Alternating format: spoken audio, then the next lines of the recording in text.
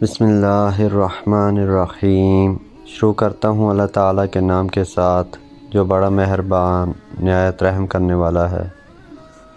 حضرت عبداللہ بن عمر رضی اللہ عنہ کہتے ہیں کہ رسول اللہ صلی اللہ علیہ وآلہ وسلم نے فرمایا،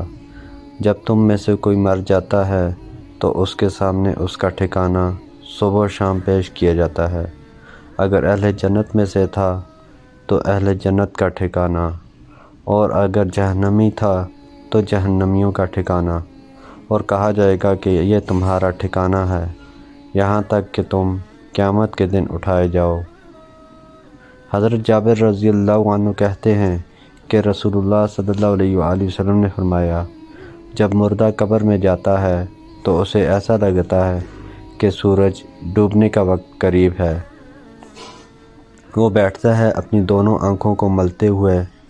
اور کہتا ہے، مجھے نماز پڑھنے کے لیے چھوڑ دو۔ حضرت ابو سعید خدری رضی اللہ عنہ کہتے ہیں کہ رسول اللہ صلی اللہ علیہ وآلہ وسلم نے فرمایا، پل صراط جہنم کے دونوں کناروں پر رکھا جائے گا،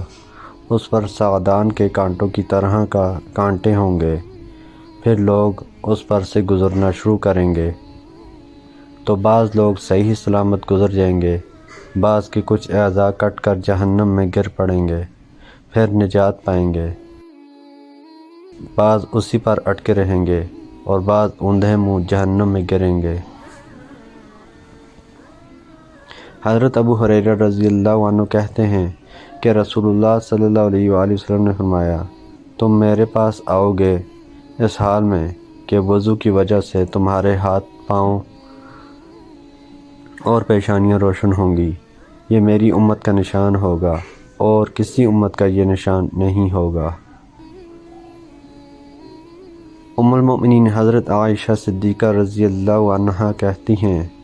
کہ رسول اللہ صلی اللہ علیہ وآلہ وسلم نے فرمایا، سب سے جلدی جن نیکیوں کا ثواب ملتا ہے وہ نیکی اور صلہ رحمی ہے، اور سب سے جلدی جن برائیوں پر عذاب آتا ہے وہ بغاوت و سرکشی اور قطع رحمی ہیں۔